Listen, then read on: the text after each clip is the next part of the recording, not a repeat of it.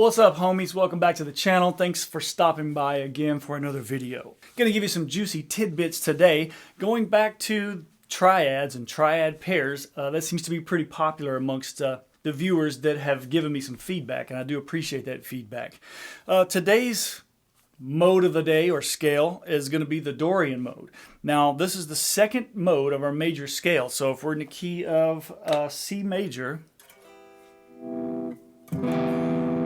our 2 chord will be D, D minor, and that's where the Dorian mode falls. So our notes are D, E, F, G, A, B, C.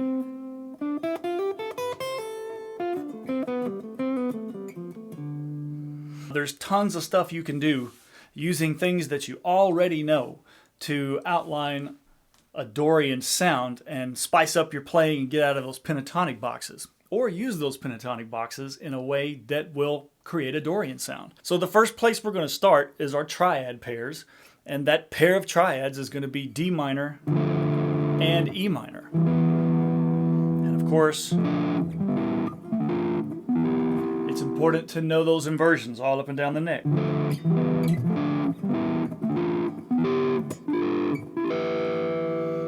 So once you've got those triads figured out, you can start building melodies, right? And they can be simple melodies, but you've got all this space now that you can use. Another thing I'll do when I'm thinking about just triads is borrowing from the relative major. So for instance, I've got this D minor triad arpeggio right here. Well, the relative major to that is going to be F. Same thing for E minor. And then going to G major. And the fingerings for those two arpeggios are very similar. You really don't have to change position or anything.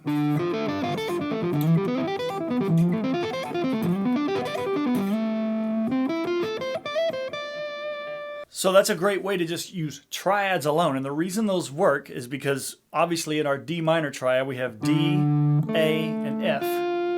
And then when we play our E minor, we get the 9, which is E, the 13, which is the most important note, and then we get a G, which is the 4.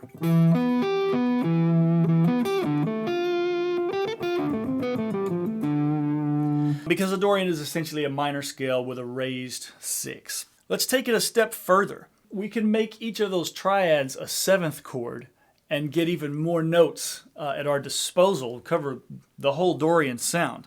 So instead of just playing a D minor triad, we can play a D minor 7. And now we're adding the flat 7 from the Dorian scale. And then when we go to E, do the same thing. That's just adding our root. So the flat 7 of E minor is D. And there's a lot of ways to play this.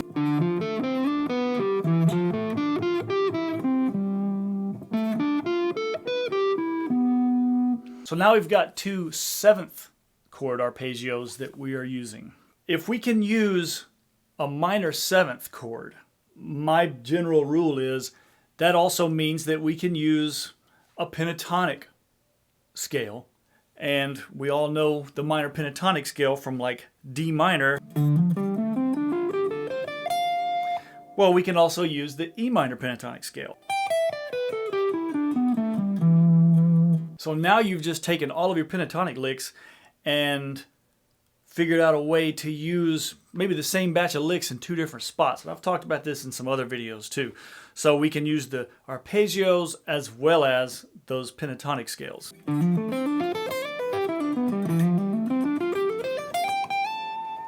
So that time I just played the 2 arpeggios back to back, D minor and then E minor. And then I slid up to this F and just went up a D minor pentatonic scale. So that gives us an incredible amount of mileage out of some very basic stuff.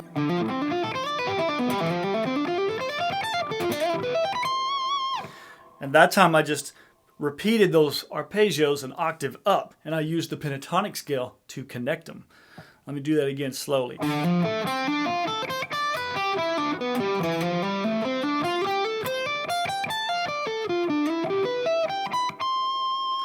Of course, when I played those arpeggios the octave up, I used a different fingering. So down here, I'm starting with the first finger.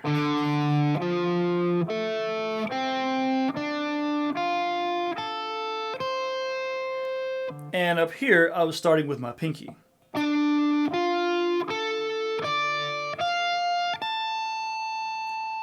It's good to know those different fingerings anyway, because the line you play right before that arpeggio is going to dictate the fingering that you use. For instance, I could really just play the same fingering both times if all I play were those arpeggios.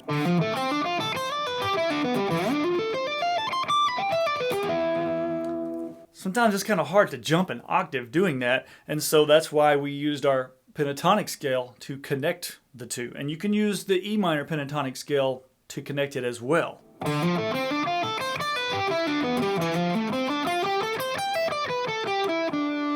So that time I moved up with the D minor pentatonic, and once I got up here, I jumped to the E minor pentatonic just to get more motion.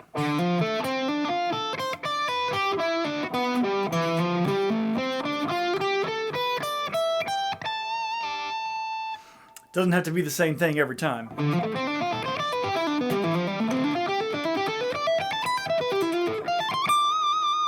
Now that time, once I got up high, I used that relative major arpeggio, the F major,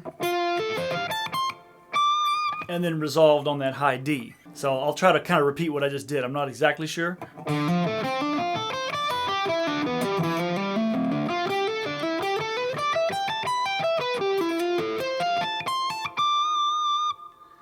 Pretty cool stuff.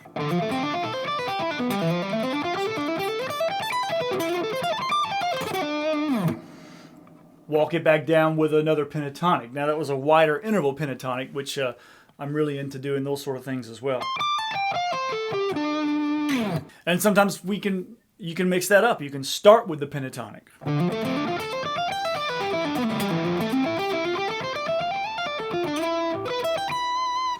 So if the D minor 7 works, the F major 7 works, right? See?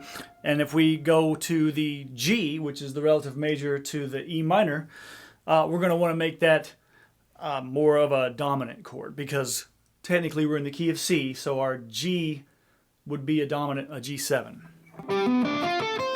Like so. Like that.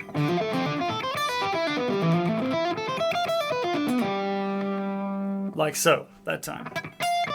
And that's the G7 arpeggio that I'm playing right there.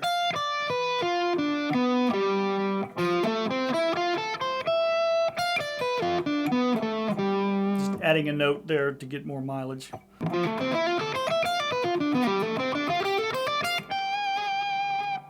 So that's how I played it. F major 7 arpeggio, and then a G dominant 7 arpeggio, and tied it off at the end with a pentatonic scale. D minor pentatonic. Add a couple of passing tones in there, so on and so forth. So you can really just take those two simple things, the minor 7 arpeggio and the minor pentatonic scale of D minor and E minor, and put them together in a tasty way and just have Dorian licks for days. It's going to sound great.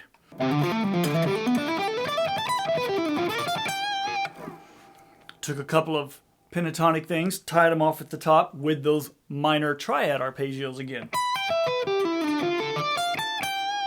So there's no one particular lick that I'm playing, as you'll notice. I'm just taking those ideas and making sure I combine them with each other. You can play any permutation of these pentatonic scales or these arpeggios that you want. It's really not even limited to just D minor and E minor, because you can use those relative majors as well. And you can add the 7th scale degree to those majors. Just remember the F is the 4 chord of C, right? So it's going to be a major 7 sharp 11 if you go all the way out with it, okay? And the G is the 5 chord of C, so it's going to be mixolydian. And if you know that, you just know wherever it fits, and any key you're in, if you just know the different scale degrees and the corresponding modes, then you can take that idea and run with it, and you're never lost anywhere on the neck.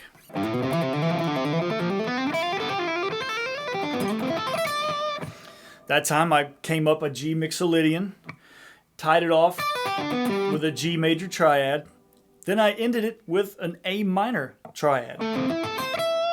Because, hey, that's the relative minor to C major, correct? If you just play the A, C, and E, you're going to get notes that are legal in the D Dorian mode. Make sense?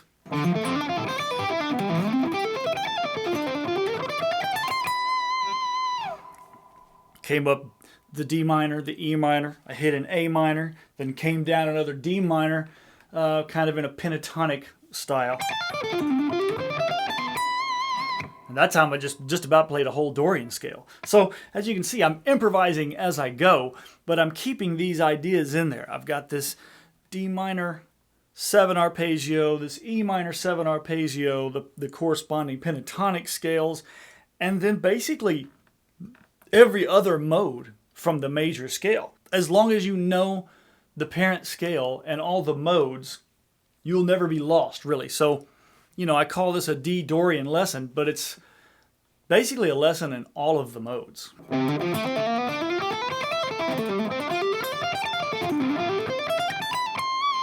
I know all those different little elements, so I always know where to go. I hope this is helpful. Let me know in the comments what you think, and let me know what else you want me to talk about in the next video. Thanks for watching. See you guys next time.